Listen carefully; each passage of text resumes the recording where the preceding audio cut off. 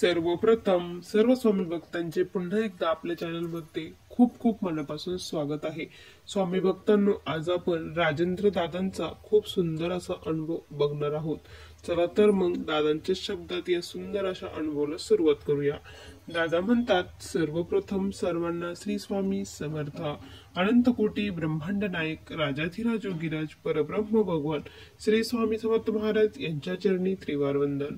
स्वामी भक्तांनो, आज मी माझ्या जीवनातील खूप मोठा अनुभव तुमच्या सोबत शेअर करत आहे। मी स्वामी सेवेत कसा आलो, स्वामींनी मला सेवेत आल्यानंतर काय अनुभव दिले आणि कशी प्रचिती दिली। स्वामी भक्तांनो, काय झालं ना की मला नोकरी नव्हती, जॉब नव्हता, घरची परिस्थिती ही खूप हालाकीची झाली होती। माझे वडील हे रिटायर झाले। वडील रिटायर झाल्यानंतर त्यांचा जो जॉब होता तो गेला। आता घरची सर्व जबाबदारी माझ्यावरती आली। त्या दरम्यान माझ्या आईला पॅरालिसिसचा अटॅक आला।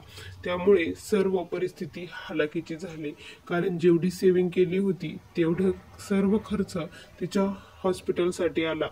त्यामुळे काय करावं, खूप ठिकाणी नोकरीसाठी प्रयत्न केले, खूप ऍप्लिकेशन दिले, खूप ठिकाणी गेलो, पण कुठेही काम होत नव्हतं। त्याच वेळेस काय झालं की मी माझा जो फ्रेंड होता त्याला भेटलो आणि त्याने मला सांगितलं की तू एक काम कर, तू स्वामींच्या मठात जा, स्वामींना साकडं घाल आणि त्यानंतर बघ काय होतं ते, असं तो म्हटला। आणि मग मी त्याच्यासोबतच मठामध्ये गेलो आणि स्वामींपुढे जाऊन श्रीफळ वगैरे अर्पण केलं, स्वामींना विनंती केली आणि त्यांनी सांगितल्याप्रमाणे स्वामींचा फोटो, माळ आणि स्वामी चरित्र घरी घेऊन आलो। त्यानंतर मग स्वामींची प्राणप्रतिष्ठा केली आणि मग सेवेला सुरुवात केली। रोज मी 3 अध्याय वाचायचो, 11 माळी जप करायचो। कधी केलेलं नव्हतं, त्यामुळे खूप फार म्हणजे फार मला कठीण जात होतं। माझं मन अजिबात सेवेमध्ये लागत नव्हतं। सेवेला बसल्यानंतर खूप सारे प्रश्न मनामध्ये उसळून येत होते। त्यावेळेस मग म्हणायचो, जे काही करता आहात तुम्हीच करून घ्या। असेच माझे जवळपास 1-2 महिने पालटले असन, पण काही एक अनुभव नाही। मी त्याला पुन्हा भेटलो, फोन केला, अरे तू म्हटला तर मी तसंच केलं, पण मला काही एक अनुभव नाही, कुठलंच काही घडलं नाही, काय करायचं आहे असं मी म्हटलं। तर तो म्हटला, अरे विश्वास ठेव, स्वामी परीक्षाही बघतात, लगेच तूप खाल्ल्याबरोबर रूप येतं का, तू देखील सेवा करत राहा, मेवा स्वामी नक्की देतील, असं स्वामी ते मला म्हटला। मग मी त्याच्यावरती विश्वास ठेवला आणि पुन्हा सेवा करू लागलो। मठातही जायचो, अक्षरशः स्वामी पुढे जाऊन मी खूप वेळ बसायचो आणि स्वामींशीच गप्पा मारत बसायचो। दुपारच्या वेळेस कोणीच नसायचं, त्यामुळे मला तिथे छान वाटायचं, कुणीतरी आहे असं वाटायचं आणि मग मी त्यांच्याशी गप्पा मारत बसायचो। स्वामी, काय हे जीवनामध्ये चाललं आहे, एकदा तरी बघा ना माझ्याकडे, माझी हाक तुम्हाला ऐकू येत नाही का? आईला बाळाने हाक मारली तर आई लगेच ओ देते, तुम्ही का बरं माझ्या हाकेला धावून येत नाही, असं मी स्वामींना बोललो। आणि त्या दिवशी तो वार होता गुरुवारचा। मी एका ठिकाणी त्या दिवशी इंटरव्ह्यू साठी गेलेलो होतो। इंटरव्ह्यू दिला आणि घरी आलो। फार म्हणजे फार असा कधीच इंटरव्ह्यू गेला नाही, असा इंटरव्ह्यू त्या दिवशी गेला होता। आशा बिलकुल नव्हती की इथे मला जॉब लागेल, कारण आपल्याला कळतं ना की इंटरव्ह्यू झाल्यानंतर की काय होईल। पण रात्री 11च्या दरम्यान त्यांचा मला फोन आला की तुमचे सिलेक्शन झाले आहे, कधी तुम्हाला जॉईनिंग व्हायचं आहे। असं ऐकल्यानंतर माझ्या कानावरती विश्वास बसत नव्हता।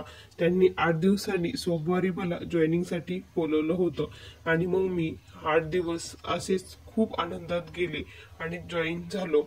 जॉईन झाल्यानंतर तिथे गेल्यानंतर बघितलं तर जिथे माझं म्हणजे मला बसायची जागा होती त्या समोरच स्वामींचा खूप मोठा फोटो अगोदरच लावलेला होता। ते बघितल्यानंतर मला तर डोळ्यावरती विश्वासच बसत नव्हता। म्हटलं, स्वामी खरंच जिथे तुम्ही होता तिथेच तुम्ही मला घेऊन आलात, आता मी खूप मन लावून काम करेल, असं स्वामींना म्हटलं। आणि मग रोजचा दिनक्रम सुरू झाला।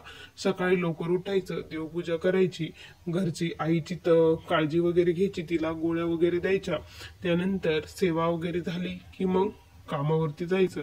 आता खूप मोठं हलकं मन झाल्यासारखं वाटत होतं। आता लग्नाचा पुढचा प्रश्न उभा राहिला होता।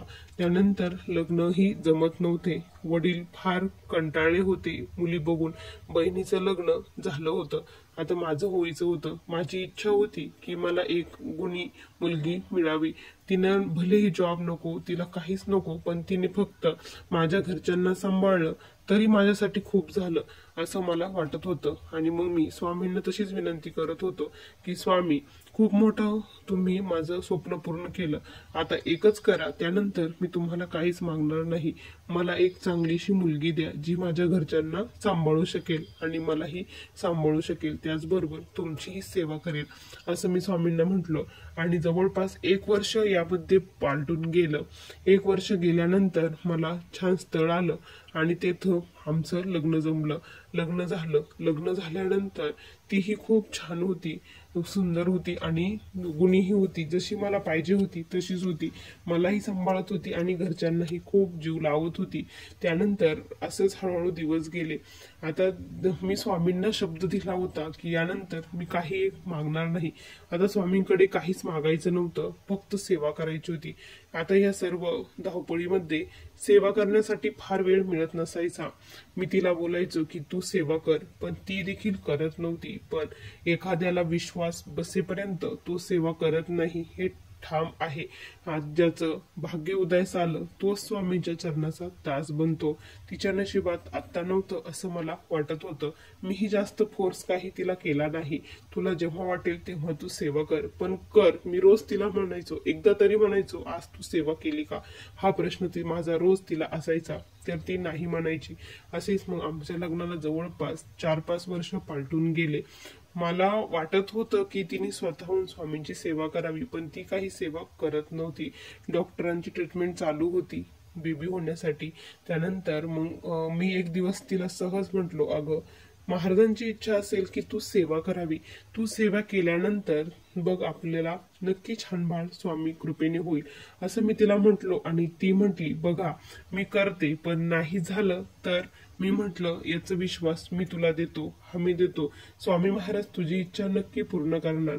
जशा माझ्या आतापर्यंत इच्छा पूर्ण झाल्या आहेत तशी तुझी देखील इच्छा स्वामी पूर्ण करणार. ते आई आहेत, आई कधीही लेकराला नाराज करत नाही असं मी तिला बोललो. आणि मग त्या दिवसापासून ती स्वामींच्या सेवेला लागली.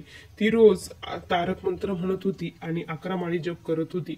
आता स्वामींना मी विनंती केली की स्वामी, मी तुमच्याकडे मागत नाही आहे, फक्त विनंती करत आहे की आता मी जो काही विश्वास तिच्या मनामध्ये ठेवला आहे त्या विश्वासाला तुम्ही जागा आणि तिची देखील इच्छा तुम्ही पूर्ण करा आणि तिला तुमच्या चरणाचा दास बनवा. ती जर सेवेत आली तर माझं जीवन सफल झालं असं मी समजेन. माझ्याकडून एक सेवेकरी घडला असं याचं समाधान मला लाभेल. दुसरे नका घडेना, पण माझी जर पत्नी सेवेकरी घडली याचं मला खूप आनंद आहे असं मी स्वामींना बोललो. आणि त्यानंतर हळूहळू दिवस गेले. 6 महिने पलटून गेले. त्यानंतर आम्ही म्हणजे तिला MC रेग्युलर येत नव्हती, त्यामुळे असं वाटलंच नाही की प्रेग्नेन्सी असेल. 3 महिने झाल्यानंतर आम्ही म्हणजे चेक केलं तर त्यामध्ये पॉझिटिव्ह रिपोर्ट आला. ते बघितल्यानंतर तिला प्रचंड म्हणजे विश्वास स्वामींवरती बसला आणि तेव्हापासून खऱ्या अर्थाने ती स्वामींची सेवा करू लागली. प्रेग्नेन्सीमध्ये आम्ही दोघेही म्हणजे स्वामींची खूप सेवा केली. जे काही देतात फळ ते तुमचंच आहे, तुमचेच लेकरं आम्ही आहोत. फक्त सुखरूप बाळाला बाळ होऊ द्या आणि सुदृढ होऊ द्या, तुमच्यासारखंच गुणी आणि तुमची सेवा करणारं बाळ आम्हाला द्या, एवढीच विनंती स्वामींना होती. आणि स्वामी भक्तांनो, स्वामींच्या कृपेने आमच्या घरी लक्ष्मीचा जन्म झाला. आमचं जे काही हे होतं माझा संसार सुखी फक्त स्वामी कृपेने झाला. आज जे काही आयुष्यात आहे ते स्वामी कृपेने आहे. भलेही मी खूप श्रीमंत नाही, खूप मोठा नाही, पण जे काही आहे ते स्वामी कृपेने, त्यामध्ये आम्ही सर्वजण खूप समाधानी आहोत.